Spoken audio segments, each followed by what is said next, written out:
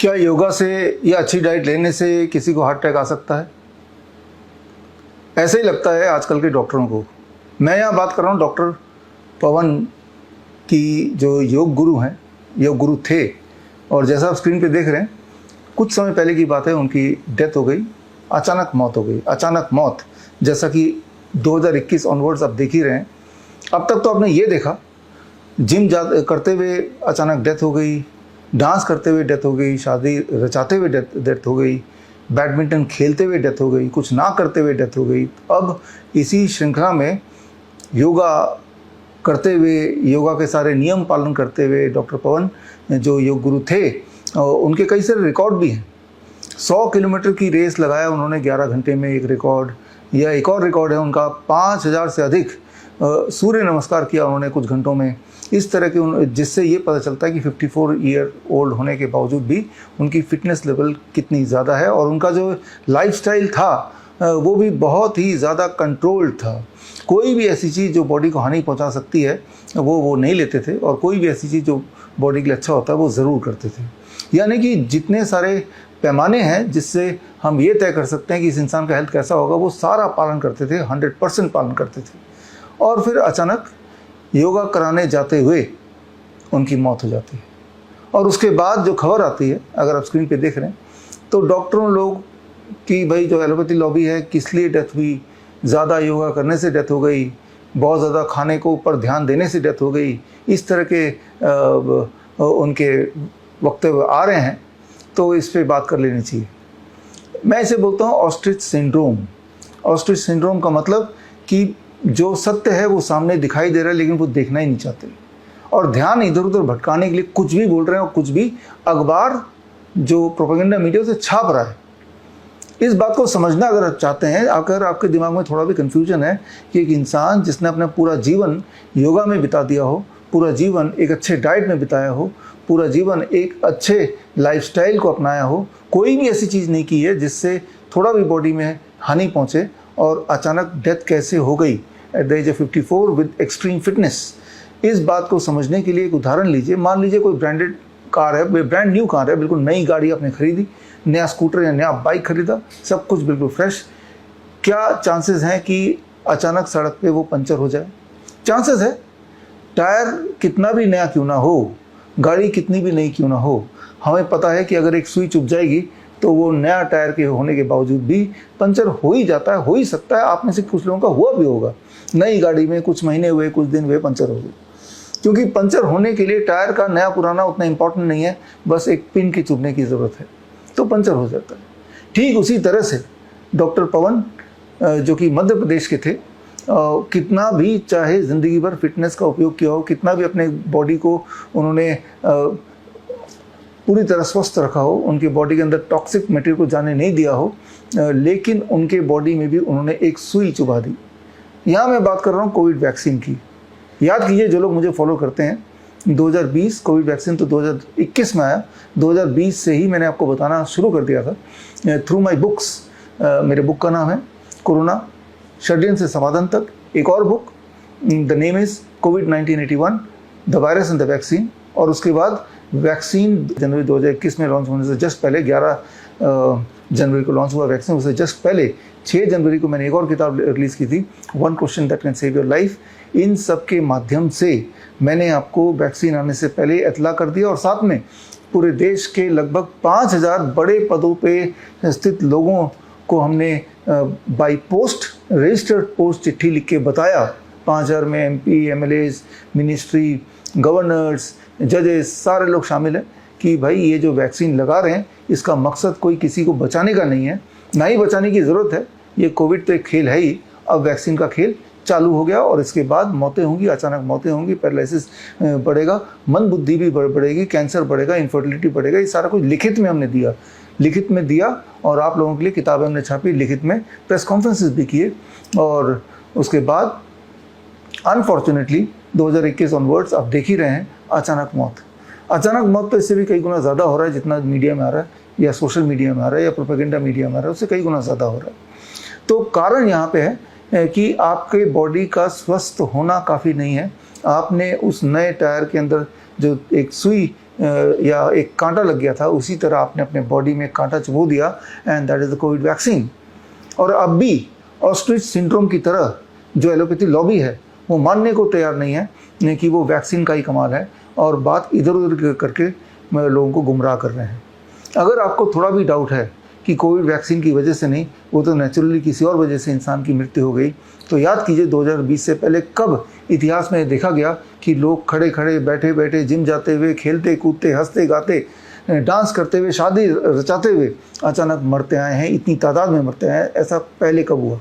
ऐसा पहले इंसानी हिस्ट्री में कभी नहीं हुआ। लोग हार्ट अटैक आते थे लेकिन वो एक रेयर ऑकरेंस होता था। अब बिना किसी वजह के, बिना किसी एपरेंट रीज़न के जो हार्ट अटैक आ रहे हैं, कार्डियक अरेस्ट हो रहे हैं, सडन डेथ हो रहे हैं, उसका सिर्फ एक ही वजह सामने आती है, and that is Covid vaccine. और इस पे पूरे दुनिया में 2021 ऑनवर्ड्स हज़ारों रिसर्च पेपर आ चुके हैं जो बार बार ये सिद्ध कर रहे हैं कि ये कोविड वैक्सीन से ही हो रहा है, जिससे एक खास तरह की स्थिति बॉडी में बन रही है जिसे कहते हैं TTS, thrombosis thrombocytopenia, and which can lead to sudden death, right. अगर आपको वो सारे रिसर्च पेपर पढ़ने हैं तो मैंने 5 अप्रैल को ये किताब रिलीज़ की थी, वैक्सीनेटेड टू डेथ। इसमें 3,500 से अधिक रिसर्च पेपर जो पिछले 3 साल में कोविड वैक्सीन से होने वाली इंजरीज पे या उससे डेथ पे ये रिसर्च थे, वो सारे इसमें कंपाइल करके मैंने डाला है। और ये किताब अगर आप पढ़ेंगे तो आपको समझ आ जाएगा कि कोविड वैक्सीन का जो साइड इफेक्ट है that is not limited to sudden death, it is extended to all kind of disease. गौर से देखिए अपने आसपास, आप पाएंगे कि आज कल कैंसर के केसेस उतने बढ़ गए हैं जैसे एक टाइम पे खांसी जुकाम था। एक मामूली सी बात हो गई है, इसको कैंसर हो गया, उसको कैंसर डायग्नोस हुआ। हर दिन आप देखेंगे, अपने आसपास देखेंगे, अपने पड़ोसी में देखेंगे, हो सकता है अपने घर में भी आप ये देख रहे हो इस वक्त। और इनफर्टिलिटी, उसकी बात तो कोई करता ही नहीं है, because that is a taboo. Erectile dysfunction, that is another taboo. लेकिन गौर से देखिए 2020 या उससे पहले जो IVF के सेंटर्स थे, IVF क्लिनिक हमारे देश में थे, उससे करीब 6 गुना ज़्यादा क्लिनिक आज की तारीख में है। जहाँ पे आपकी कॉलोनी के आसपास के जो मार्केट में हार्डली कोई एक क्लिनिक हुआ करता था या नहीं भी हुआ करता था, वहाँ 5-5, 6 क्लिनिक और सारे के सारे पूरी तरह भरे हुए हैं। इससे आपको क्लू लग रहा होगा कि आजकल बच्चा पैदा करना भी असंभव सा हो गया है।